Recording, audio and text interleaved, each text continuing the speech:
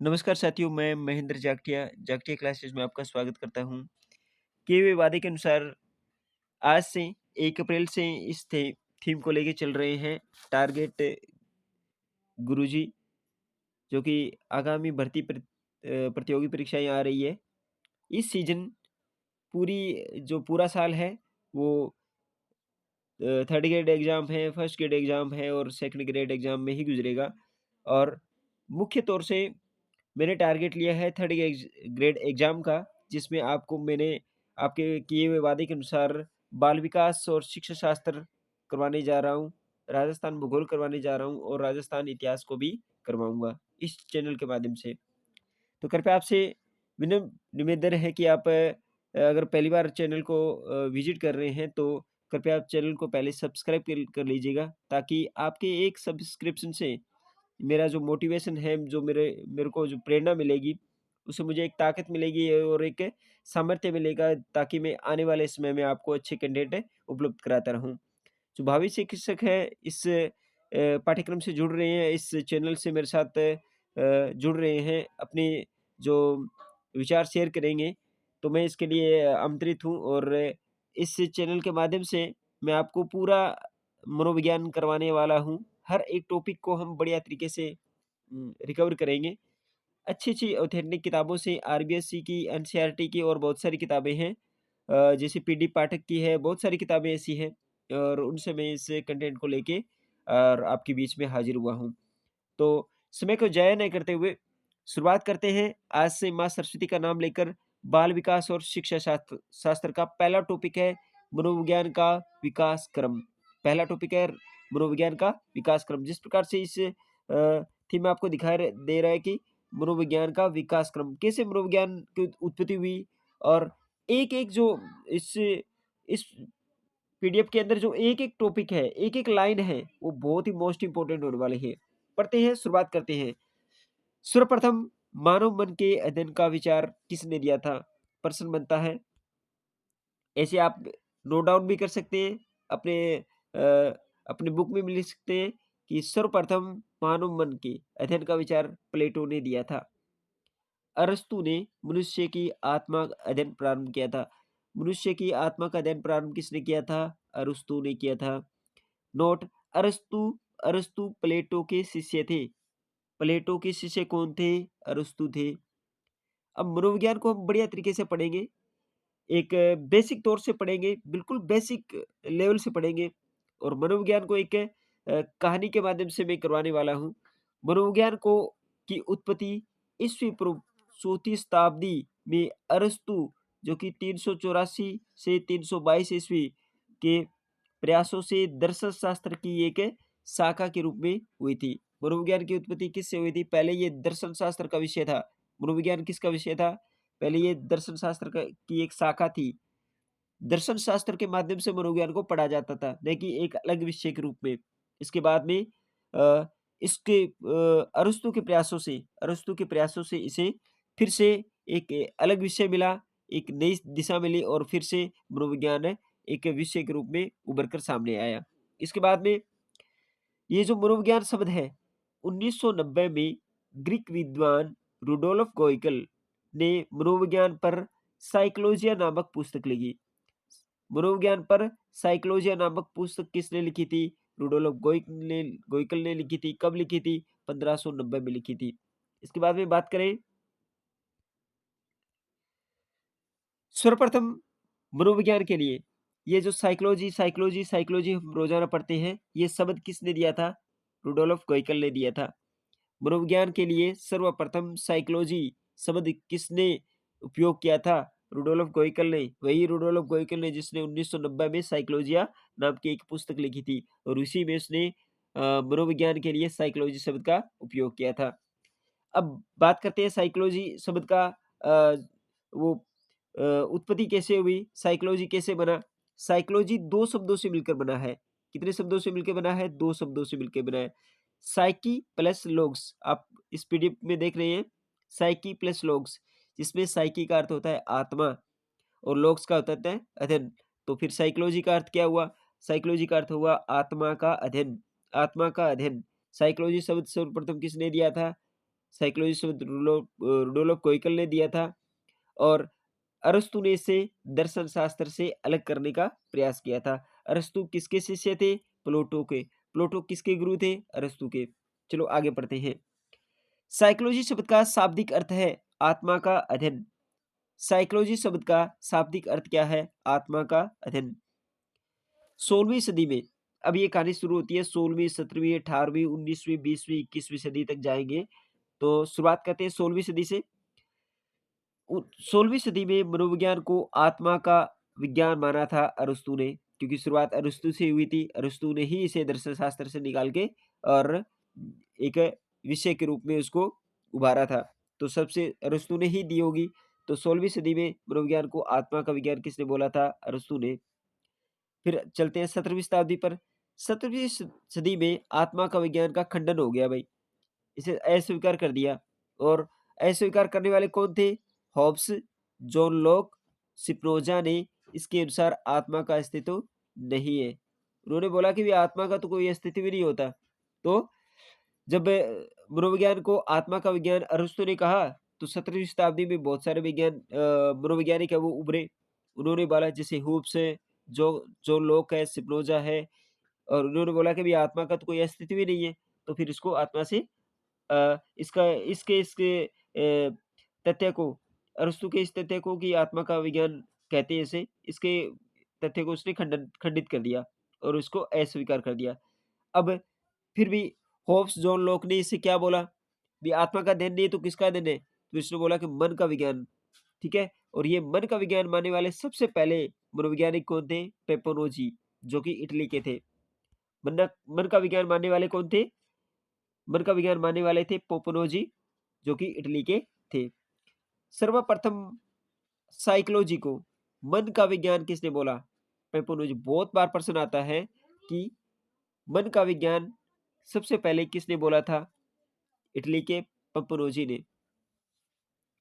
19वीं सदी में मन क्या है? भई अब 18वीं सदी है, ठीक है? ये एक प्रश्न आएगा कि 18वीं सदी कहाँ गई? तो 18वीं सदी है, वो भी पढ़ेंगे कि 18वीं सदी कहाँ गई। पहले हम 19वीं सदी को पढ़ते हैं। 19वीं सदी में मन क्या है? मन का अस्तित्व क्या है? अभी मन फिर क्या हुआ? बहुत सारे वैज्ञानिक ऐसे पैदा हुए, उन्होंने बोला कि भई मन का भी तो कोई अस्तित्व नहीं होता। जिससे प्रश्न पैदा हुए और 1870 में मन के विज्ञान को भी अमान्य कर दिया। ठीक है? 1870 में, 18वीं से 19वीं सदी में, ठीक है? 19वीं सदी को पढ़ रहे हैं। 16वीं सदी में अरस्तु ने कहा कि आत्मा का विज्ञान है। 17वीं में फिर आत्मा का विज्ञान का खंडन हो गया। फिर होब्स, जॉन लॉक वगैरह आए, स्पिनोजा आए, और इसमें सबसे बड़ा था उन्होंने इसकी स्थिति को भी खत्म कर दिया कि आत्मा तो होती नहीं है। मन का विज्ञान माना फिर किसने? पोपोनोजी ने। सर्वप्रथम मन का विज्ञान माना पोपोनोजी ने। इसके बाद 19वीं सदी में मन क्या है? इस पर विचार उठने लगे भी मन क्या है?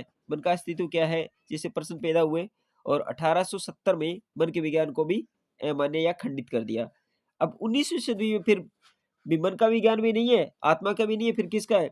19वीं सदी में मन के मनोविज्ञान को चेतना का विज्ञान है कहा। सर्वप्रथम आत्मा का विज्ञान 16वीं सदी में, 17वीं सदी में मन का विज्ञान।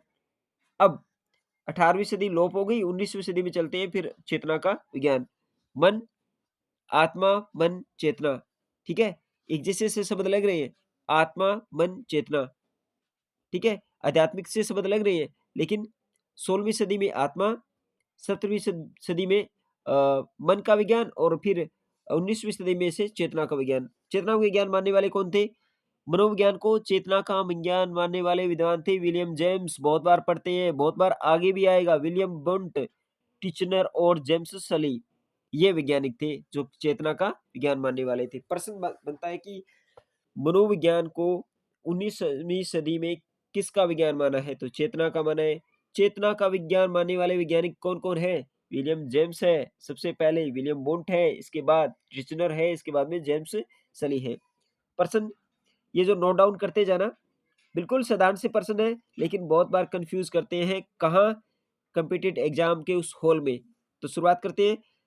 20वीं सदी में यह अर्थ भी समाप्त कर दिया। चलो भई, 20वीं सदी में इस चेतना के विज्ञान का भी अ धज्जियाँ उड़ा दी गई। इसके चेतना के विज्ञान को भी अमान्य कर दिया। 19वीं सदी में 17वीं सदी में, 16वीं सदी में, तीनों को खंडित कर दिया। 20वीं सदी में कुछ और ही लेके आएंगे। क्या? मैकडूगल ने अपनी पुस्तक आउटलाइन ऑफ साइकोलॉजी, किसकी पुस्तक है? आउटलाइन ऑफ साइकोलॉजी मैकडूगल की पुस्तक है। और मैकडूगल ने अपनी पुस्तक आउटलाइन ऑफ साइकोलॉजी में लिखा है कि चेतना एक बुरा शब्द है। ये तो बहुत खतरनाक शब्द है। उसने बोला, किसने बोला? मैकडूगल ने। मैकडूगल ने कहा कि अपनी एक पुस्तक लिखी आउटलाइन ऑफ साइकोलॉजी, ये तो आउटलाइन है। कौन सा? चेतना का। चेतना शब्द उसने बोला कि ये तो आउटलाइन है भाई। ठीक है, इसे याद कर लेंगे। मैकडूगल ने बोला कि आउटलाइन है, ये कौन सा? चेतना शब्द है। तो याद रखना, मैकडूगल ने अपनी पुस्तक आउटलाइन ऑफ साइकोलॉजी में लिखा कि चेतना शब्द बुरा है। इस रूप में मनोविज्ञान को परिभाषित करना मनोविज्ञान का दुर्भाग्य होगा। इसका दुर्भाग्य होगा। किसने बोला ये? मैकडूगल ने अपनी पुस्तक में आउटलाइन ऑफ साइकोलॉजी में लिखा कि चेतना शब्द बुरा है। इसके रूप में उसे परिभाषित करना भी मनोविज्ञान का तो दुर्भाग्य होगा। 20वीं सदी में मनोविज्ञान को, अब 20वीं सदी में किसका विज्ञान माना गया? व्यवहार का विज्ञान। और सबसे पहले मानने वाले कौन थे? व्यवहार का अध्ययन करने वाले थे वाटसन, वुडवर्थ, मैकडूगल और मन। फिर ये मैकडूगल है, इसने क्या बोला कि ये तो व्यवहार का विज्ञान है भाई। जेबी वाटसन ने मनोविज्ञान को व्यवहार का धनात्मक विज्ञान का। ये परिभाषा बनती है, मनोविज्ञान को व्यवहार का प्लस पॉइंट धनात्मक विज्ञान। वाटसन से प्लस पॉइंट आता है, याद रख लेना। ऐसे ऐसे याद करना पड़ेगा। जेबी वाटसन से प्लस पॉइंट आता है किसमें? मनोविज्ञान में। ठीक है, तो जहां भी परीक्षा के अंदर आपको डेफिनेशन के अंदर धनात्मक विज्ञान नाम आए, तो वहां हमें क्या पढ़ना है? जेबी वाटसन पढ़ना है। जेब वाटसन से ही प्लस आता है। ठीक है, याद रख लेना इसे। जेबी वाटसन ने मनोविज्ञान के व्यवहार का धनात्मक विज्ञान माना है। इसके बाद में व्यवहार का अध्ययन करने वाले कौन थे? वाटसन, वुडवर्थ, मैकडूगल और मन।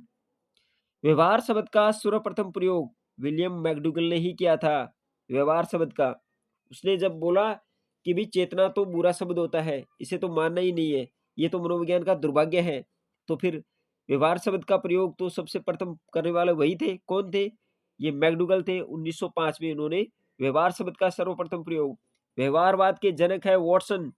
काफी बार कंफ्यूज करते हैं पर्सन, जब पढ़ते हैं ना, तब वाटसन भी आता है, मैकडूगल भी आता है, लेकिन व्यवहारवाद का जनक तो है वाटसन, लेकिन व्यवहार शब्द का सर्वप्रथम प्रयोग करने वाले कौन थे?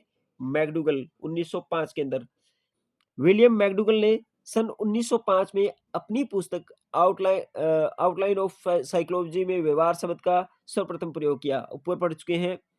मैकडूगल ने अपनी पुस्तक आउटलाइन ऑफ साइकोलॉजी में, यानी व्यवहार शब्द का जिसने सर्वप्रथम प्रयोग किया वो व्यवहार वादी थे, विलियम मैकडूगल। 1905 में अपनी पुस्तक किस में किया? आउटलाइन ऑफ साइकोलॉजी में। अब मनोविज्ञान का बंजर काल, जो 18वीं शताब्दी हमने पीछे पढ़ा था, 16वीं, 17वीं, 19वीं, एक छलांग लगा दी। 18वीं शताब्दी बीच में गायब। कौन सी थी वो? मनोविज्ञान का बंजर काल था।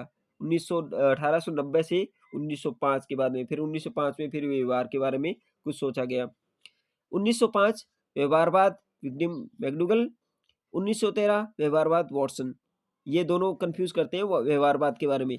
मैकडूगल ने तो सबसे पहले व्यवहार शब्द का प्रयोग किया था, और व्यवहारवाद के जनक थे 1913 में वाटसन।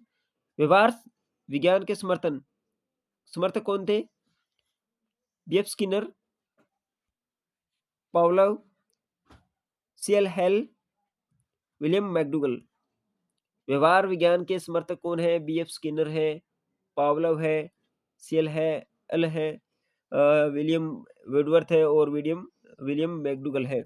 इस तरह से आज का जो कंटेंट है इतना ही। आपको कैसा लगा?